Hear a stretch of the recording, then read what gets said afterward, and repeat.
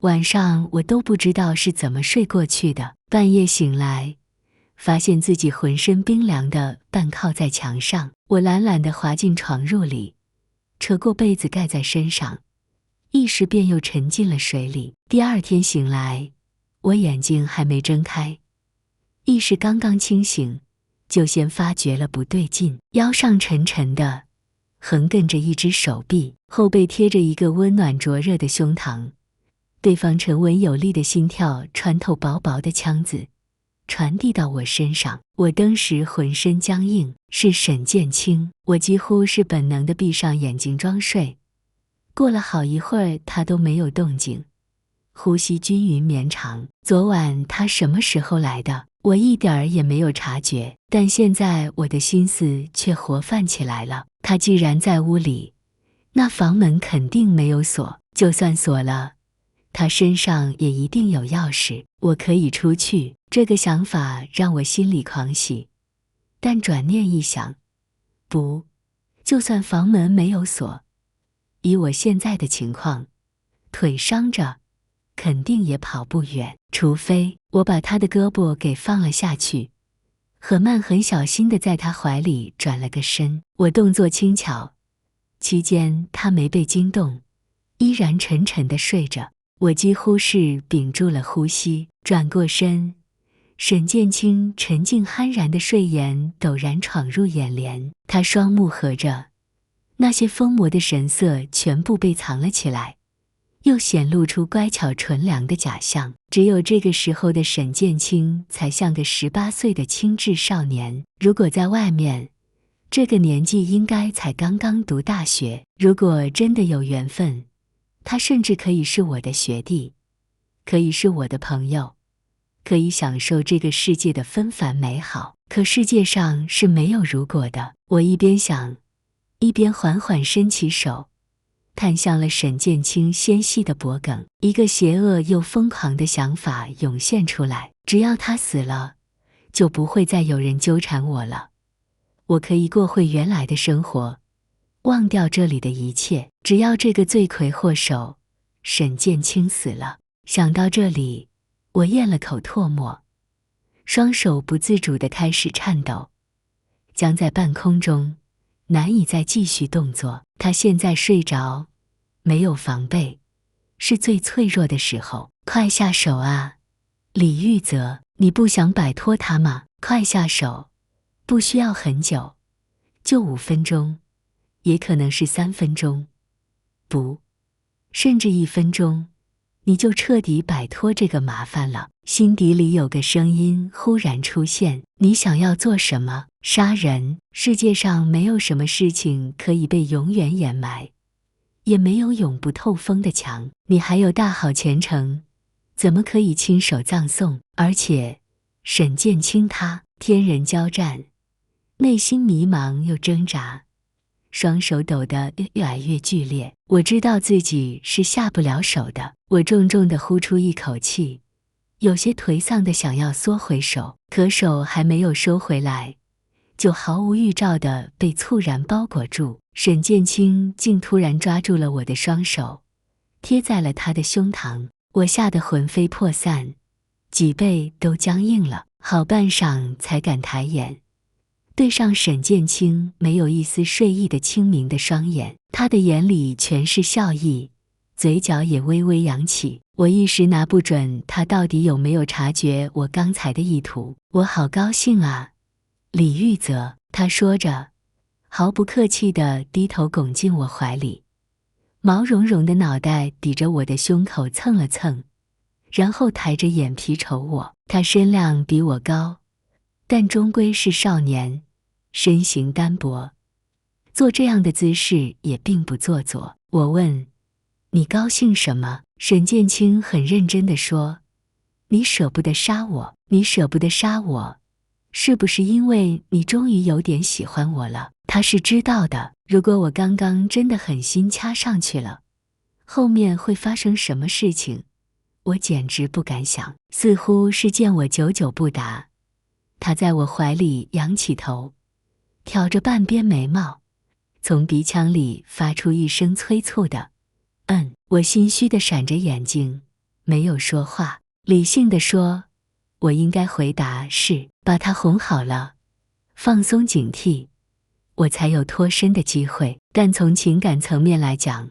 我很难说出口。我本来就内敛，不喜欢把情爱挂在嘴边，更何况沈建清这样人，我怎么可能会喜欢上他？我翻了个身坐起来，装作穿衣起床的样子，与沈建清拉开了距离。他皱了皱眉，但却没有阻止。一世冷寂，天光从窗口泄露进来，在地上投出一个被切割开的金色的光影。我们谁也没有再说话。过了很久，我忽然小声说：“沈建清。”他随意地应了一声。我斟酌着，终于松了语气，说：“我的脚好痛。”沈建清仰面躺着，半长的头发披散在枕头，如墨的发不会让她像个小姑娘，反而更显得她皮肤白皙，面如冠玉。现在，她顶着这张无辜俊美的脸，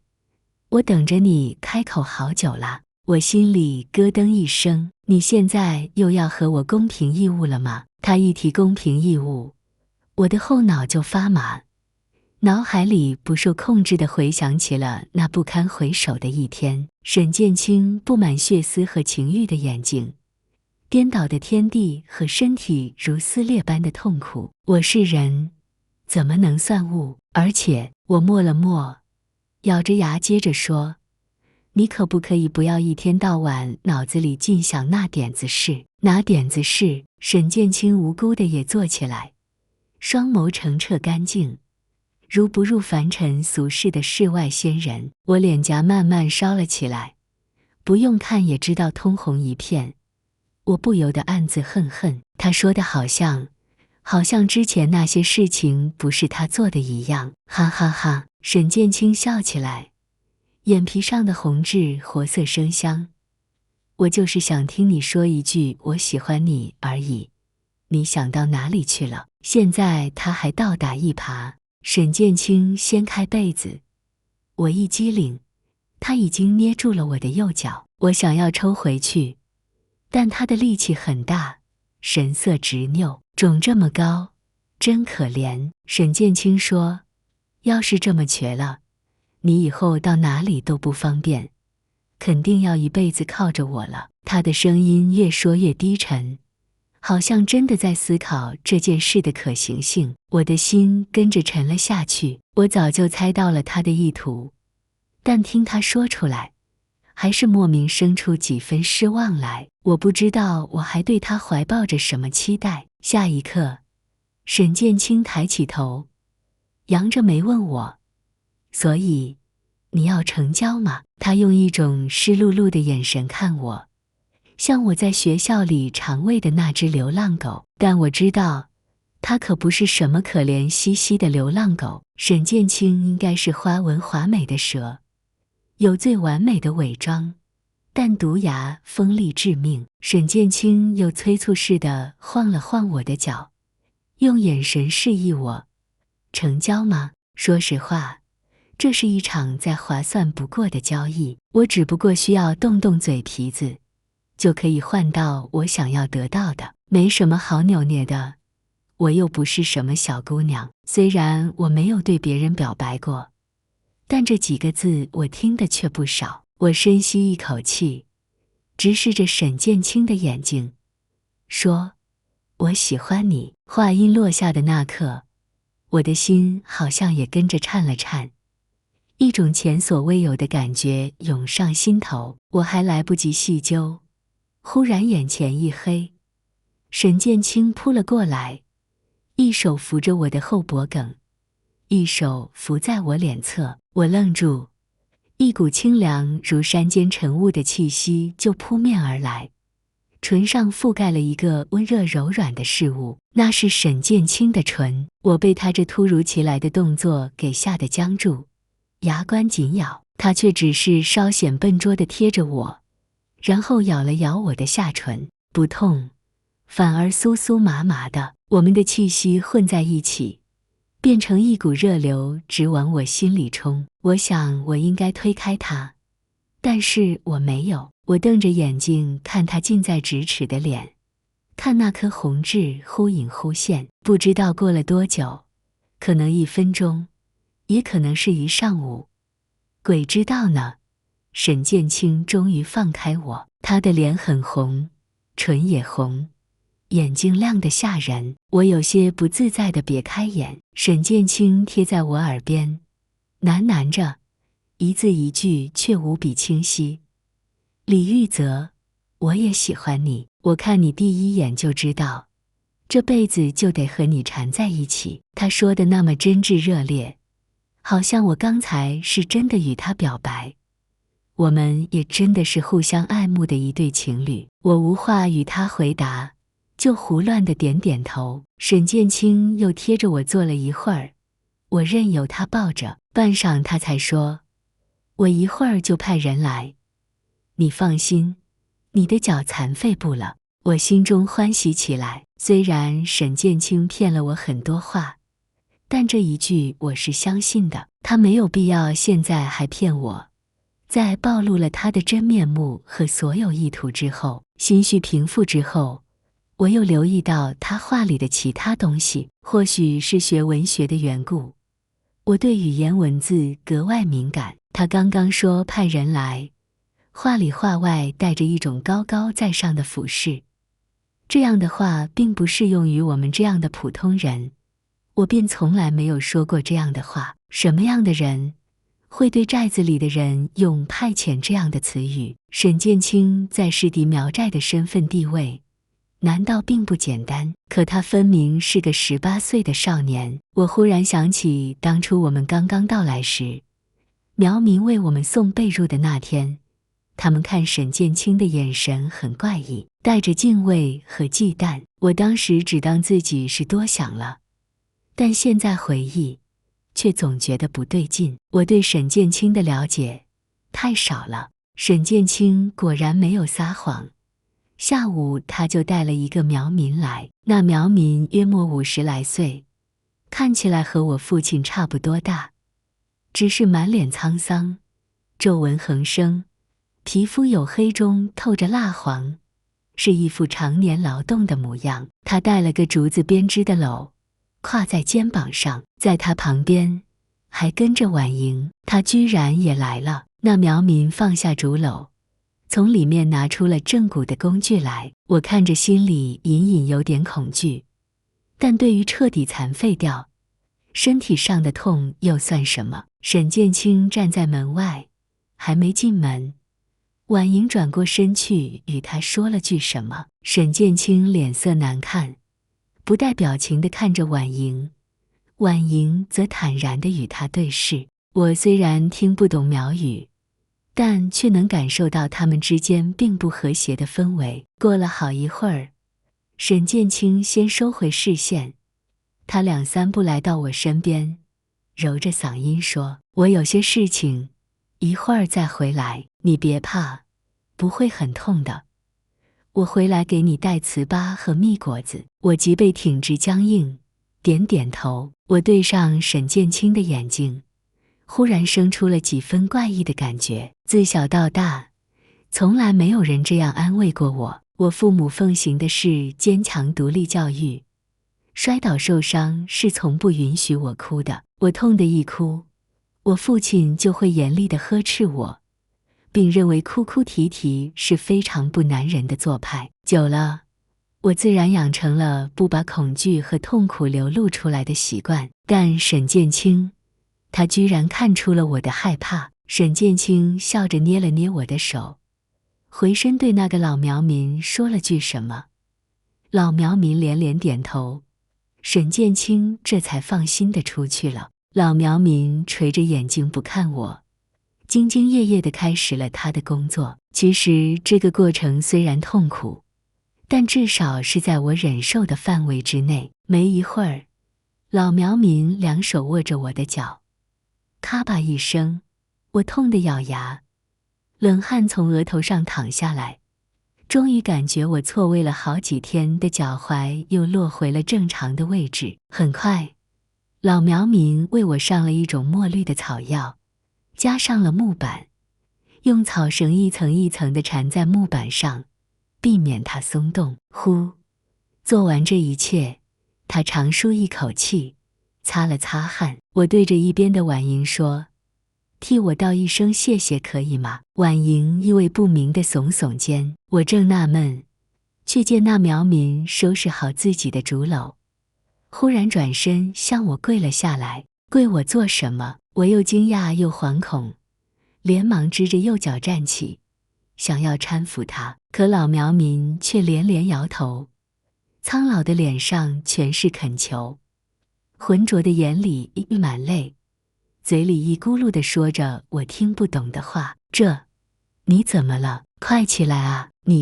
我拉扯他，他也不动，嘴里还是在倾诉着什么。我活了21年，从没有别人跪在我面前的经历，慌乱的不知道该怎么办，最后只得向婉莹求助。婉莹叹了口气，说：“这个忙，只有你能够帮了。”我说：“你先让他起来，我能够帮到的，一定帮。”婉莹上前扶住他，对老苗民说了句话，老苗民果然止住了泪，顺着婉莹的力道起身。我这才松了口气，别人跪在我面前的感觉太别扭了。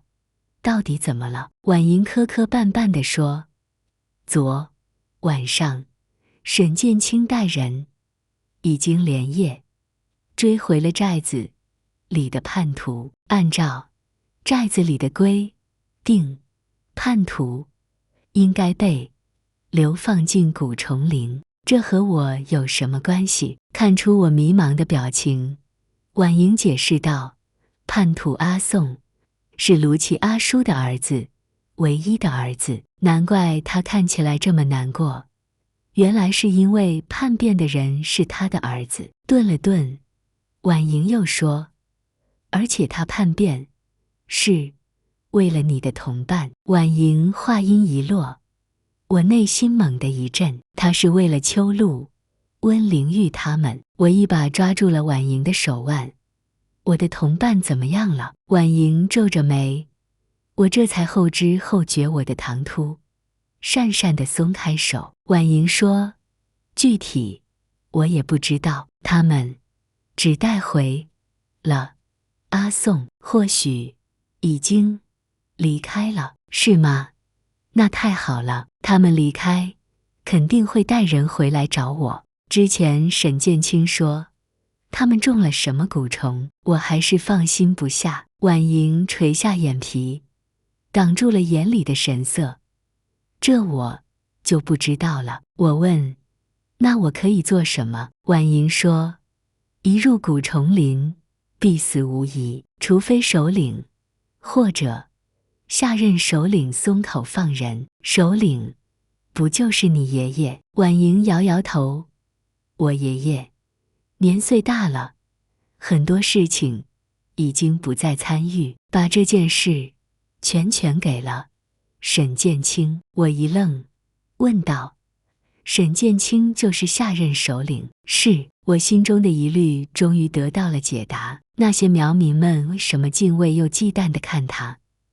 因为他的身份确实不一般，只是我没有想到，沈建清尚且年幼，苗寨里青壮年也不在少数，怎么他会成为下任首领的人选？婉莹说：“卢奇阿叔很可怜，只有这一个儿子，而且阿宋还是为了救你的同伴，如果不是你们，阿宋不会出逃叛变。李玉泽，你不能不帮。”我从来没有想过，我们的到来会给这个平静的苗寨带来这么多事情，也没有想过会改变很多人的命运。卢奇苍老的眼皮耷拉着，眼里透露出哀求。我忽然很羡慕那个阿宋，至少他父亲会为了救他的命而甘愿跪倒在另一个不相识的人脚下。而婉莹的话无疑是把我架在了火上，如果我不帮，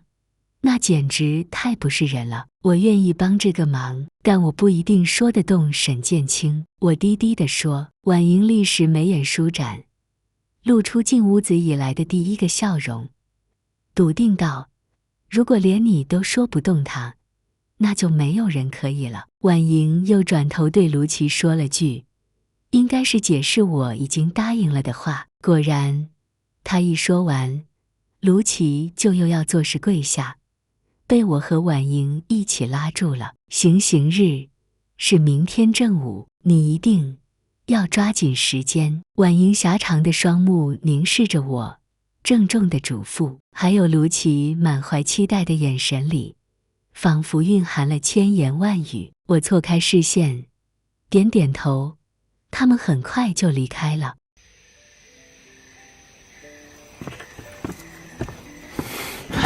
李玉泽，我回来了。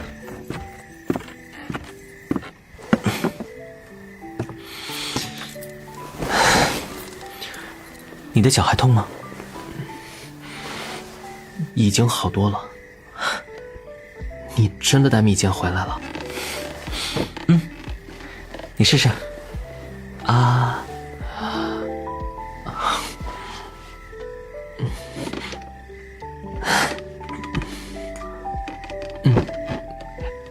很甜。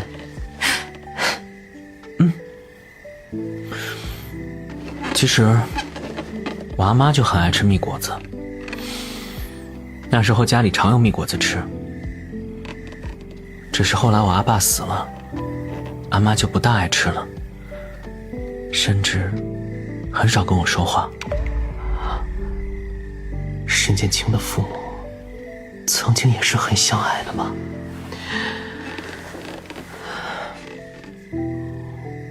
我父母都还在，但他们已经离婚了，各自有了新的生活。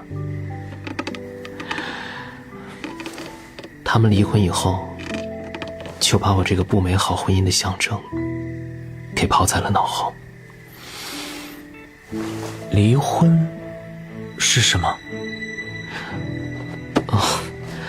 离婚就是感情破裂，解除婚姻的意思。在外面这是很常见的事情。我要是认定一个人，那这辈子就是这一个人，谁也别想改变，连他自己也别想。一辈子长得很，或许曾经真的是两情相悦，情深似海，但谁都不知道会不会走到两开生烟，分道扬镳的一天。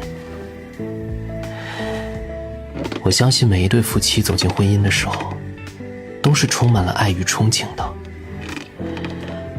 但时间久了，更多的琐碎就消磨了爱意。不会，我就不会，我跟你肯定不会。算了。你昨晚什么时候回来的？差不多后半夜吧。那你前半夜做什么去了？玉子阿哥这么关心我，你是去抓叛徒了吗？我应该想到的。他们会来找你，你会为他们求情。所以你打算怎么处置他？一切按寨子里的规矩来。可婉莹他们说，你有改变刑罚的权利。我当然有。让我猜猜他们是怎么说服你的？一定是说阿宋是为了救秋露、温灵玉他们几个，才会选择叛离的是吧？难道不是吗？所以，你是要替他求情吗？我可以吗？你当然可以，李玉泽。只要是你说的，我都愿意照做。不过，我也有一件事情要你做。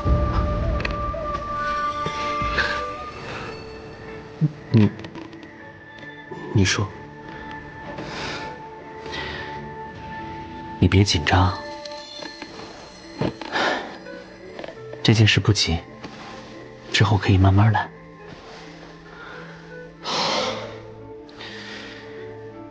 我可以改换刑罚，但是按照寨子里的规矩，叛逃是重罪。或许改换之后会更加痛苦也说不定。只要他活着，怎么样都行。好啊，刚好你不是一直很关心秋露他们3个的下场吗？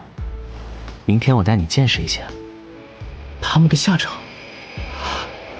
你是说，刑罚就是那种蛊虫吗？哼，明天你就知道了。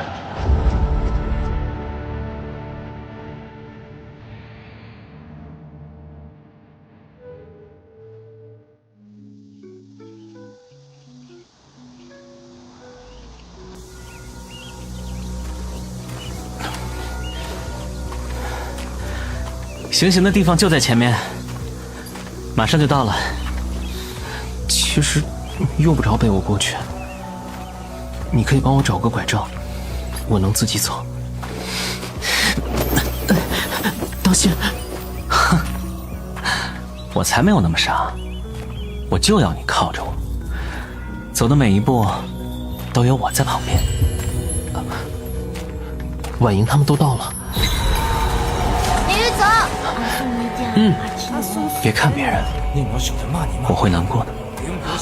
不是你想的那样。哼。喏，他就是阿松。是他，他就是那天他犯了问灵鱼酒杯的那个人。